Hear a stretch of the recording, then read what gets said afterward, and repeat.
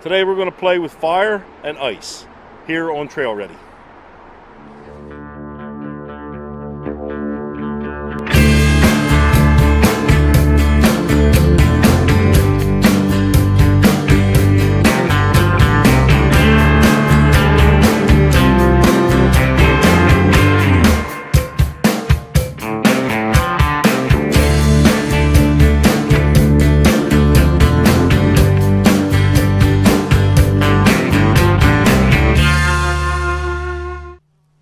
That's what I'm talking about.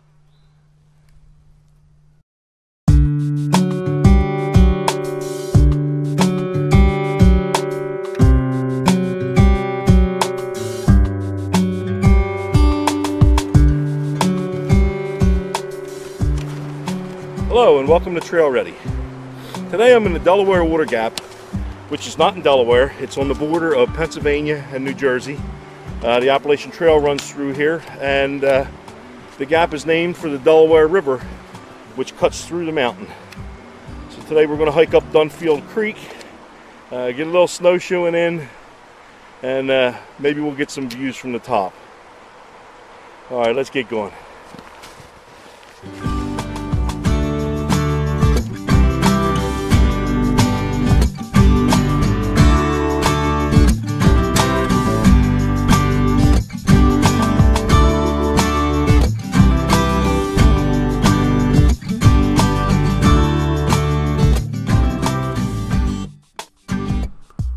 Each year, the Delaware Water Gap receives almost 5 million visitors, including hundreds of AT through hikers who pass through on their journey from Georgia to Maine.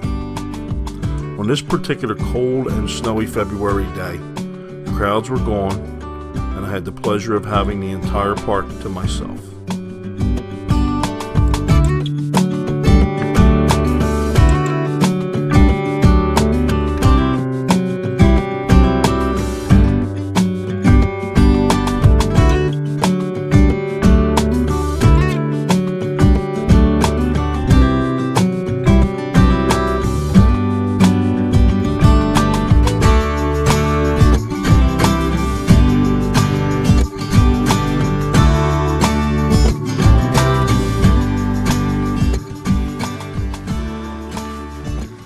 Well, as you can see,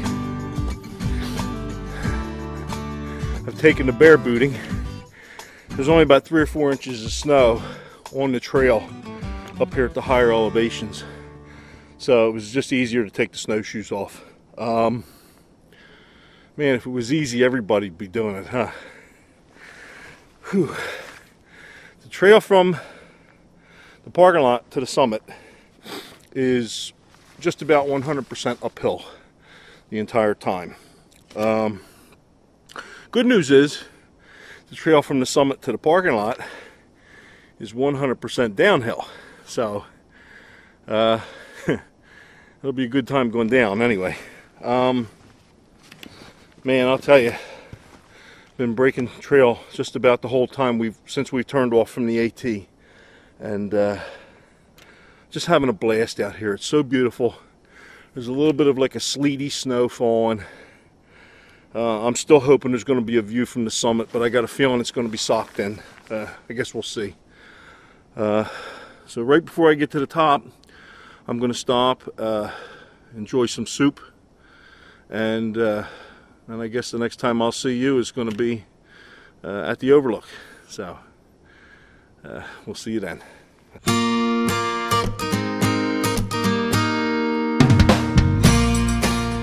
Now, how appropriate is it that I named this video Fire and Ice? 2 weeks ago, we have 2 feet of snow. I'm snowshoeing. It's 20 degrees out. Now here we are in the middle of February. It's 65 degrees. I'm in a t-shirt. No snow to be found. And I'm going to talk to you about backpacking stoves. More specifically, I want to talk to you about the different types, primarily wood burning, alcohol, canister, and white gas stoves, the pros and cons of each, and also how I choose a stove when I'm preparing for a trip.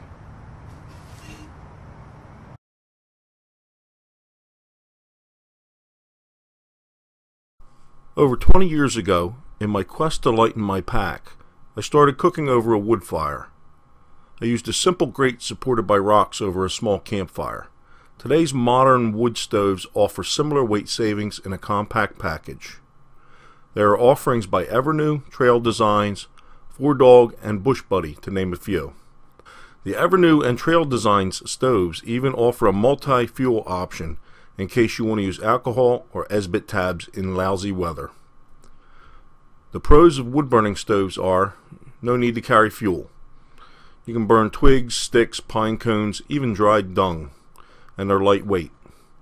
The cons of wood-burning stoves are they soot up your cook pot, you must gather fuel before cooking, they can be difficult to light in wet weather, and they can be affected by fire bans in some areas. I can tell you, after using the Evernew stove to shoot this video, I've been inspired to give wood-burning stoves another look this coming season. Alcohol stoves seem to bring out strong feelings with backpackers, since most hikers either seem to really love them or really hate them. I've been building alcohol stoves since 2004, and this is the type of stove I carry the most, especially when I'm hiking solo, due to their lightweight and simple design.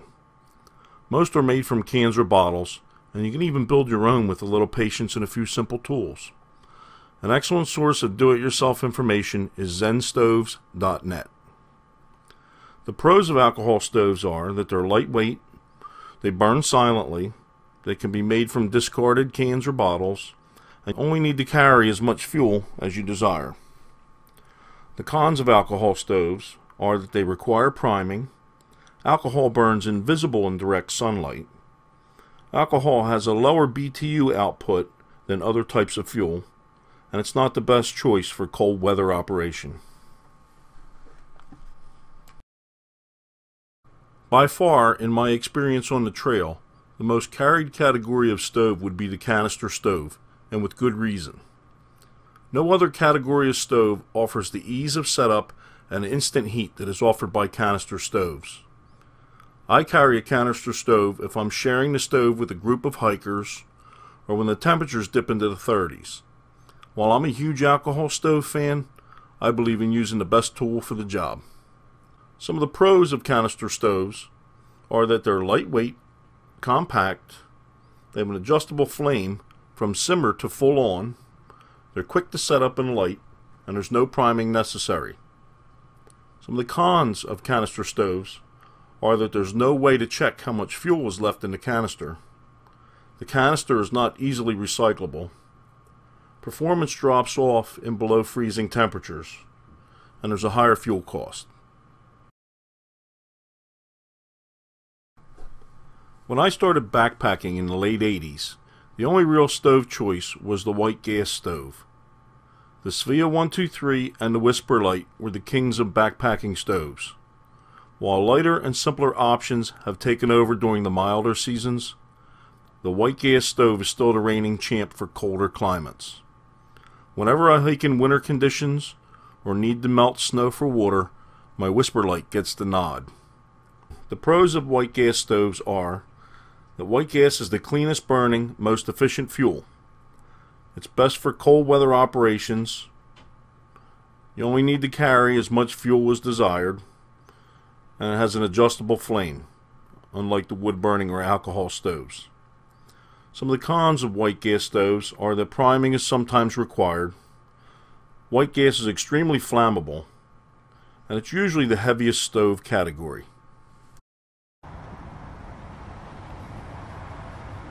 Well, I hope this segment has helped to take some of the mystery out of choosing a stove for your next outdoor adventure. And now, back to the ice.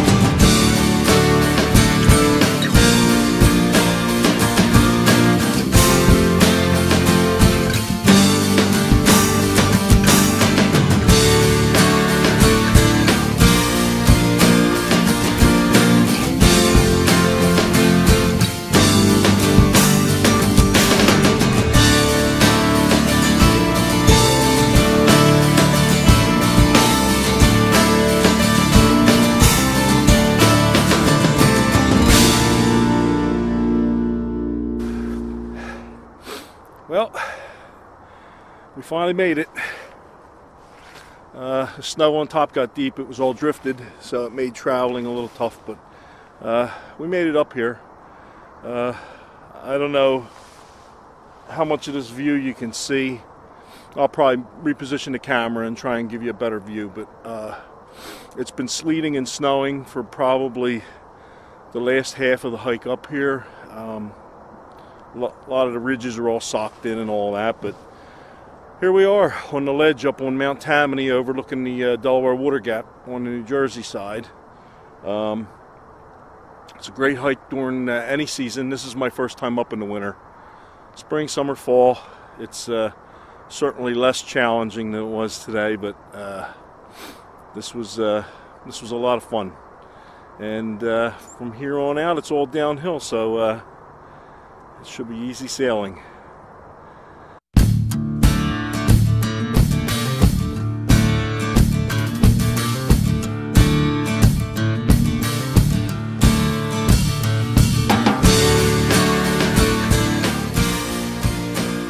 Well, we're almost back at the trailhead.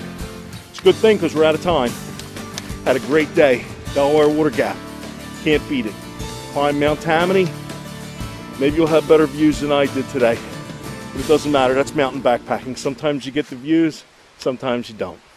But listen, in each life, a little rain must fall. But if it turns to snow, beg, borrow, don't you dare steal. Grab a pair of snowshoes. Get out here in this winter wonderland. Don't be a couch potato. We'll see you next time here on Trail Ready. Bye-bye.